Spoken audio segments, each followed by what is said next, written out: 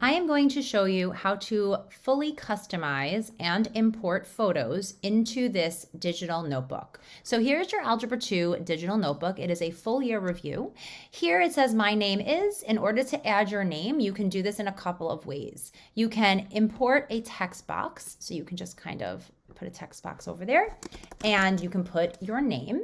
You know that you can make it bigger, you can make it smaller, you can center it, you can change the font, whatever it is you'd like to do. You can change the color, but this is totally customizable. Another really cool feature that you might want to do is you might want to insert a picture. So you can go to image. If you have a picture saved on your computer, you can upload it from your computer. But if you do not, you can use the ones provided by Google Slides. So let's type in math and pick a really cool image that I might enjoy. Maybe this pi symbol. And so I can import this pi symbol. I can make this smaller and I can kind of just decorate my notebook with images of math or whatever it is I really enjoy. The other thing that you're going to see are these tabs 1 through 16. Each of these tabs represents a unit in this digital notebook. If you click on a tab, for example, 4, it's going to bring up this white box. And what you're going to do is just click the slide that it's telling you to go to. It'll bring you to this section. Each section has a title, what section number it is, what the notes are about, some practice problems, and a place to show work or put your answers.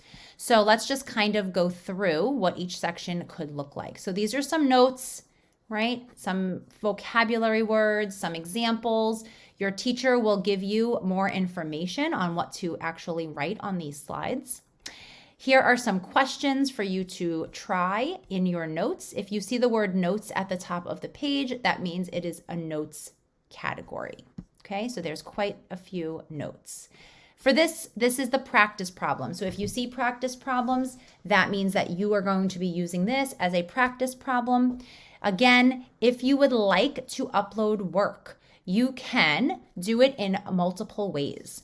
One way is you can do it by hand on regular paper, and then you can insert an image by taking a picture of your paper. You can upload it from the computer, you can upload it from your drive or photos, or if your device has a camera, you can click the camera button and take a picture of your paper, and the image will show up here.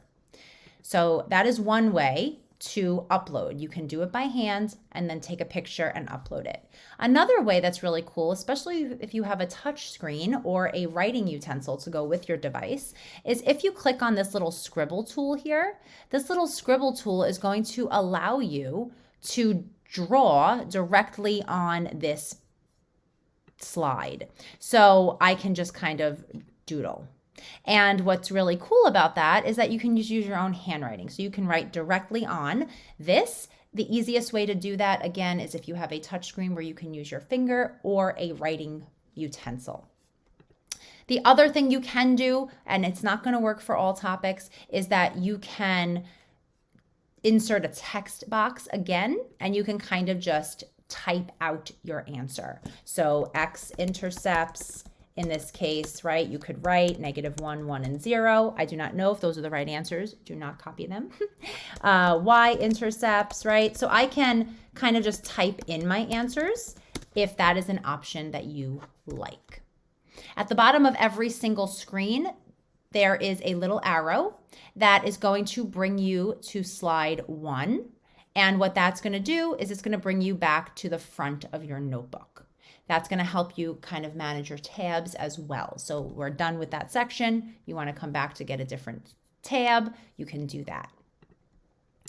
The other feature that is available is this answer key page.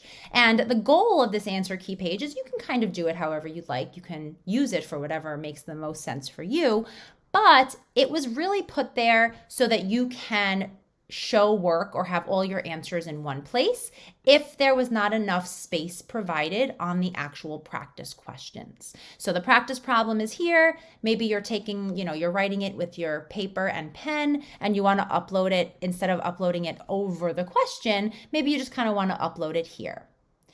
You are able to delete anything you do not want in this notebook, and you are able to add anything you do. So at the bottom of your notebook, there is a blank page with an arrow. There is a lined paper. So if you want a copy, you press Control C and it'll make you another copy of the lined paper. Okay, so now I kind of want to go back. Let's just go back to the front of the notebook. And some of the activities in this notebook will be interactive. So there is one in particular I'm thinking of, which is in Unit 12. So let's head on to Trig and I will show you. So there is a unit circle here, and in this unit circle, there are movable pieces. You can actually move these pieces to the correct spots. Now, these pieces are very tiny, so what you can do is you can zoom in. If you're on a Mac, Command +++ will get you your screen nice and enlarged. You probably can also use your mouse to kind of zoom in and out. But there are some pages that you might need to zoom in and out of. I'm thinking particularly this one. So again, I'm going to go back. Slide 1 is going to bring me back to the front notebook page. And that is all the features of this digital interactive notebook. I hope you enjoy it. I hope you get a lot of use out of it. And when you get this notebook, this video that I am recording right now will appear in this section.